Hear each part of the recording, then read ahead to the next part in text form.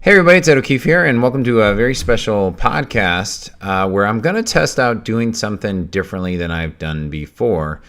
And this is kind of an essay that is a chapter in the book I'm writing right now called The Art of Time Collapsing. At least that's what the current working title is. And this is the chapter that is currently titled When Your Soul Awakens. So bear with me on this a little bit, because part of me talking through this is kind of is helpful for me to walk through a couple chapters that I'm kind of molding together. It's kind of funny when you write a book, the chapters, you think they're going to lay out a certain way, and then as you dive into it, this particular chapter was going to be the last chapter in the book. And as the book is coming alive, I really think it should be early on, like chapter 4 or 5, before we dive into all the strategies, because what I want my readers to walk away with is a sense of awakening, in the sense that they're living the life that they were meant to live, and to hide such powerful, sometimes esoterical, sometimes metaphysical, sometimes theoretical, or sometimes it can look and appear as you're just being what I would call soft, and I talk a lot about the soft and hard of the success in life.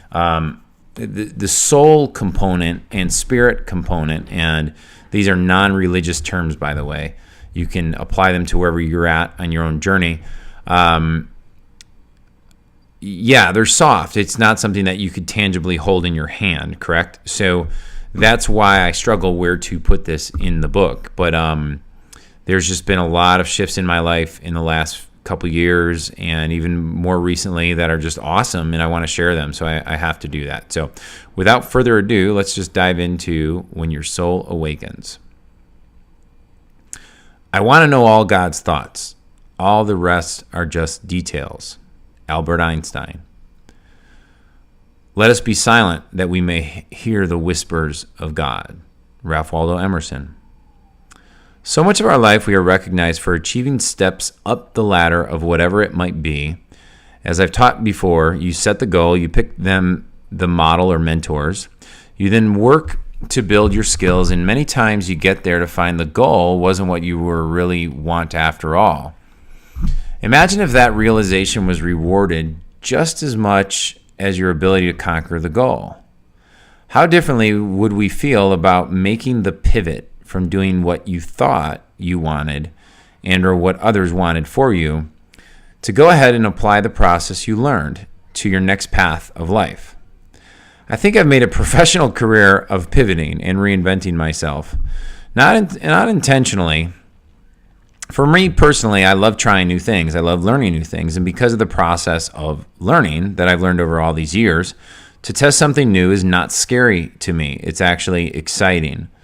However, if the path you are going to test out is the right path at a soul level, is a question I've been thinking a lot about lately. Actually, no, what I meant there is, however, knowing if the path you are going to test out is the right path is a question I've been asking a lot about lately. From the movie The Shift that Wayne Dyer created, his opening scene actually has a part that he reads a poem from Carl Jung, which I'd like to share with you. It says, "Thoroughly unprepared, we take the step into the afternoon of life. Worse still, we take this step with the false presupposition that our truths and our ideals will serve us hitherto. But we cannot live the afternoon of life according to the program of life's morning. For what was great in the morning will be little at evening, and what in the morning was true at evening will have become a lie." Over the past few years, this paragraph has hit home to me more and more. When I look back in my life, the pivots along the path are very obvious to me. Getting my nursing degree, and then not choosing to go into nursing to pursue a quote-unquote motivational speaking career. After a couple of years, pivoting into what I would call an info publisher, meaning I started selling my mental toughness guides and audios, books, ebooks, and products. And then after a couple years of doing that, I segued into becoming a marketing coach and consultant for dentists, and growing a very successful coaching business. After about 7 to 9 years of that, I sold one of the parts of that business and once again ventured out into the nutrition, or another completely different field in the nutritional supplement business. The pattern there being is that I've gone into 2 really competitive markets and didn't know anything about either market when first taking that leap of faith, so to speak, but I believe that I could acquire the skill sets. Expecting a fast and rapid success, I was shocked by the amount of potholes and pitfalls that awaited me, ready to suck up my dream of growing a successful product-based company. I stuck with it until I figured out how to grow the company profitably, and with the help of many good people, made it a successful business, and it still is one today. The lessons I learned were invaluable, but like previous businesses I had been part of, at the end of the day, it was what it was. It was something that allowed me the freedom to automate the marketing processes to create money while I exercised, grew our family from 3 children to 7 with my wonderful wife, Nola. Ensured I was at every, I've total life freedom, and I had time to learn from anyone I wanted to go learn from and just really meet extraordinary people. It was a highly leveraged business, and it still is today. Even though it had great products, I didn't wake up the way we were running the company with joy in my heart to expand the business, the message, the purpose. I was just doing the thing called grow business, learn new thing. Now, why do I share all of this stuff? And really what it was is it wasn't how we were growing the business. It was just kind of my role in the business. And what I found is, and as you'll learn by listening to any of my other podcasts or audios, you need to be doing the thing that's within your superpower, the thing that makes you thrive, the thing that gets you up early, the thing that makes you excited about the day. And for me personally, it's creating things. And so when I start new businesses, it's creating that initial sales process. That's what I love doing because it's the art of the messaging, right? And once that part was done, the day-to-day, bolts and nuts and bolts of it, I lost that fire, and that was very similar to my dental company prior to that. And so that's something I've noticed now when looking back in hindsight. And so why do I share all this stuff? Well, there are so many amazing, talented, extraordinary people who are, quote unquote, stuck in their success. After all, how could they ever leave, right? This is how the trap works. This is another trap. I've talked about many traps in chapter 2 and chapter 3. The main reason is to awaken ourselves to what societal obligations are out there for us so that we don't lose life, like we don't lose the opportunity of living our soul's purpose because we have what I call societal obligations. So let me just kind of go in this here with you for a moment. You see, what you think you want, you go out and you conquer it, right? And you end up being on this thing called my successful and then blank. Insert your thing. This could be your business, your job, your career, the person you're dating, the relationship you're in, the hobby you are mastering. The list goes on and on. What happens is that there is now an obligation to continue your success as you and others know it. Societal obligation will kill you if you don't get this awareness straight. You build your thing, you now have a reputation and a self-identity and an external identity for being that thing. People start treating you a certain way because of that thing. And then boom, you are molded. To unmold something and resculpt it is much more difficult than to just remain unmolded. Or no, actually just to remain molded. It's easier to keep inertia where it has molded you rather than to try and figure out how to unmold and to unravel what has happened. So our society is filled with people who are trapped, who are molded. If you are a parent, have family obligations, you cannot take that lightly. However, you can start to build a path and plan from a sole purpose perspective that can serve you and your family in a greater way forever. Maybe your job was to simply be a visitor on this path and you are ignoring your calling for something different. To say greater, better, or something more puts a judgment on that path, so I'll use the word expand. Because when your soul is awakened, when you feel alive because you were doing exactly what you were put here to do, and you know it because every cell in your body is screaming at you to do that, you naturally expand at every level. When you stay on a path you are no longer supposed to be on, you start to atrophy. Let me say that again. When you stay on a path you are no longer supposed to be on, you start to atrophy. Even if you are phenomenal at it, okay? It might not be noticeable to the outside world because most of them are sedated by boredom, sameness, and the life hamster wheel. Only a person who is living from the core of their soul, who is inspired, will recognize when you make that shift or that you have not. It's so easy to spot. It's very, very easy. But not so easy when it's you going through the process of your soul talking to you, or so covered and stuck in the muck of life. My goal is to open a doorway that you can navigate your own journey into living a soul purpose life when your success or current path no longer serves you. However, from a spiritual or soul level, the reason you may want to make the shift, as Wayne Dyer talks about, to embrace the idea Jung was trying to convey when saying, we take this step with the false presupposition that our truths and our ideals will serve us as hitherto. It's kind of like saying, well, hey, what worked for me 10 years ago is going to work for me today. But as I've found personally through my experiences of running the companies and growing in a ever-growing family, and as my kids get older, the things that work for me at my age 30 just don't work for me at age 40. And what I found is that by designing new rules and new ways of processing life, my health is better than it's ever been. My physical capabilities are better than they've ever been. My relationship with my children are just phenomenal. And the business is better than it's ever been. You have to identify that, right? And so after all, this journey is one only you can do and is designed to allow you to create the life you were meant to live in a fluid way from a core level. So let me talk briefly about why the thing you most want is avoiding you.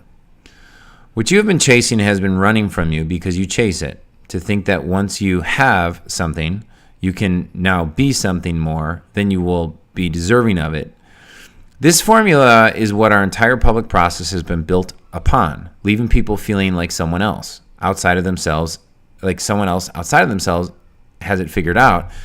However, they are sitting there lost and kind of confused because they're following paths that look successful and appear successful, and from all economic terms might be successful, yet they don't feel successful. The reason is that this path of having and then becoming and then deserving it after you already have it emanates an energy of lack, of not deserving and not ready for the desire you are chasing. Once you make the shift from no longer needing it because you already experience it now, like right now in the present moment, to already experiencing much more than that emotionally, mentally, and spiritually, you begin to see everything you think you wanted plus much, much more. What happens is that roles have switched. The thing you were chasing is now chasing you. As J. Richard Lesor said, happiness is like a butterfly. The more you chase it, the more it eludes you. But if you turn your attention to other things, it comes and sits softly on your shoulder. This only starts to happen when you move from achievement focused to spirit focused and skill set focused. When you start living from that place, my belief is that a quantum shift occurs in the universe. You are now the magnet without having to work as hard as you did. It simply starts to flow. It's the actual manifestation, or it's the actual experience, as Patanjali wrote, when one is inspired by one great cause, dormant forces come alive.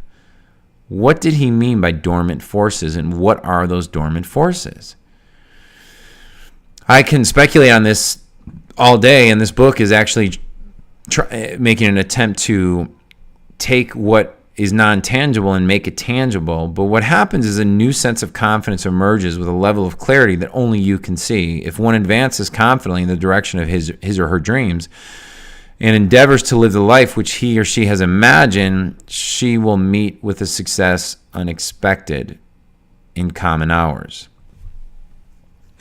Lastly, before you think this is just woo-woo metaphysical or spiritual nonsense without practical application, I have to share with you to stick it out. Because when you, let's see, I'm just switching to my other side, guys. Give me one break here. I ask you to stick it out because most of the things that happen in your life and to the life of people that I would call our time collapsers or alchemists or dormant forces, kinds of wizards, magicians in modern day time, most amazing things that they conjure up and create start as a whisper and they turn it into a roar. And it's our job to cultivate with curiosity, excitement, and fun what that whisper is in our own life. And not fear, not worry. When you look at people who do amazing things, it often started with a whisper, an inner calling, a voice or feeling that has always been there. Yet because of the traps in life, most of us miss it. Or we feel like we're awkward or weird or we're something different than what this is allowing us to do. In my experience, the path develops and unfolds as you follow the calling, your gut, your intuition, and your desires. It's only when you move boldly in that direction that things start to actually open up even more. It's not crystal clear like some people might have at the end of this kind of phase when it's fully developed. It's like you have to push in some ways, but you can't push too hard. Because when things start flowing, seemingly irrelevant coincidences and accidents emerge to coordinate in such a way that supports you in an unimaginable fashion. It's your job to have faith, belief, and desire to work and develop the skill sets that are required to make this happen. And notice when these coincidences and accidents are happening in your life and showing up, and acknowledge it. You can't intend to be average and put out averageness in this world and then expect the world to give you superior, extraordinary, amazing results. If you want speed, if you want to manifest, if you want these things to happen, you must raise your skill sets and commit to becoming what I would call world class at something within your talents. Just be the best version of you. And what happens is the world will pour all these people into your pathway to support you as you move on. And you may say well, Ed, yeah, but, well, you know what? Every time you negate that, you fail to put the intention back out. You negate your whole purpose of putting this out there. So what I'd like you to do to wrap this up is really just a couple of rules. One is don't judge your answers to the questions I'm going to ask you here in a few seconds. Just notice them. And then keep following the higher energy that you feel. Meaning, do you feel good? If you feel good, follow it. If it feels heavy and something that just, doesn't feel right, then don't follow it. Because the question I'd be asking if I were you right now, and I ask this myself, and these answers aren't perfect, by the way. These are my perceptions of how I'm doing it and just some guidelines from what I've seen with people that work. So how do I know my whisper is not being given to me from an outside source? Meaning, how do I know that I didn't get this from my brother, my dad, my cousin, my sister? And, the one thing that you just got to do is you got to follow your feelings, but then you develop the skill sets as well that I also lay out in the book and my podcast so that you're aware of all the different possibilities, that you're fully prepped, right? So here's some questions to squeeze meaning out of life and to kind of tap into that that soul level kind of purpose. Because here's the thing we found is research will show you that people who seek pleasure have very short-term amounts of happiness, but people who seek meaning and create meaning for themselves and others have really lifelong happiness. So here's a few questions I want to ask you, and just see what comes up. You can write them down, re-listen to this as you go. Number one, knowing what I I know now, starting fresh today, if I had all the money I needed, unlimited resources, and all the limitations in my life were removed, what would I do in my life? For me personally, I'm doing what I want to do, and that is to write a lot more, to record audios like this, and to reach our audience. We're focusing on really systematizing our health nutrition business to reach more people, and really training up our team to take on more responsibility, which frees up, quite frankly, my time even more so that I could do my real life's purpose, which is to raise confident children who believe in themselves, treat the world with kindness, and go out there and pursue their dreams. Number 2, what activities would I happily do for free all day long and feel energized at the end of the day? Now, again, so it's like, well, Ed, how can I make money with this, or how can I live this? Well, what you're just trying to flesh out is, what do you love doing? For me personally, I love working out every day. Number 2 is I love talking to amazing people. That's why we do the interviews. The interviews are outstanding because these people are awesome. I love being around world-class people. I love marketing. I really do. I love learning marketing. I love communicating marketing to our customers. I love my family. I spend hours and hours every single day with my kids, my wife, and seeing them grow up. There's nothing better. Number 3, at my funeral. I love this one. This is from Stephen Covey's 7 Habits of Highly Successful People. At my funeral, I would want my friends, peers, family to remember me for, and then insert what comes to mind. Another question would be, what would I happily pay $50,000 a year to have the opportunity to do in my life? So what would be something that you love doing so much that you would pay to do it? Number 5, 10 years from now, looking back on today, if there was one thing I could master that would make the biggest difference in feeling fulfilled and having maximum impact, what would it be? Right now, folks, for me, it is to grow the show, to write a book a year, and to expand my audience. That is the number one focus and skill point that I believe I can make the biggest dramatic impact in the world. And in 10 years, if I was looking back on that, that would be the focus I would tell myself today to do. If you had $10 million or more in the bank right now and never had to work again another day in your life, what would you spend your time doing? Now, I'm going to also ask this question a different way. Number 5 and number 6, 10 years from now, let's say you have $10 million in the bank. Looking back on today, if there was what would you never allow yourself to spend time ever doing again?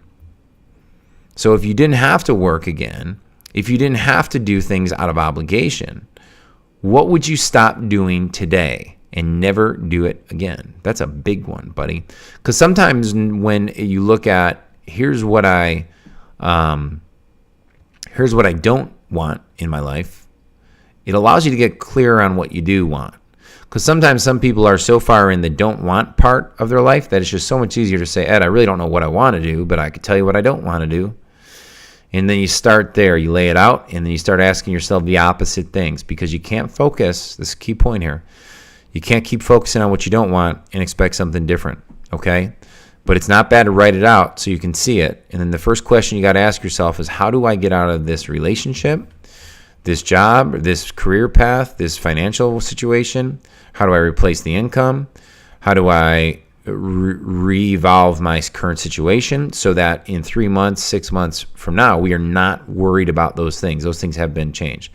And from an income perspective, like for you to go out, maybe start a whole nother business, like I've done a couple times, always give yourself a longer timeline. Oh, my little 4-year-old just came up into the office. Always give yourself a longer timeline, almost by 2, than you think it would take. Julia, you want to say have a great day to everybody? No, right here. Talk right into the microphone. Say have a great day. Say, be awesome, everybody. Be awesome. All right, everybody. That's it from Ed Keefe and Julia. When your soul awakens. And anything else you want to say to everybody? Bye. With a smile on her face, she said bye. All right, make it an awesome day. I appreciate you. Go out, spread awesomeness in this world. Touch somebody's life. Most importantly, be true to yourself and dominate it. Listen to this audio again, please. Go through these questions. I'd love to hear on Facebook. Facebook is fun when you do it. Yeah, Facebook is fun when you do it. Let me know what changes or what awesome things or what you think. All right? Share this with friends and family. There are people out there right now who would love this. You're cool. Yes. All right. Say peace out. Peace out. Peace out, everybody. Bye-bye.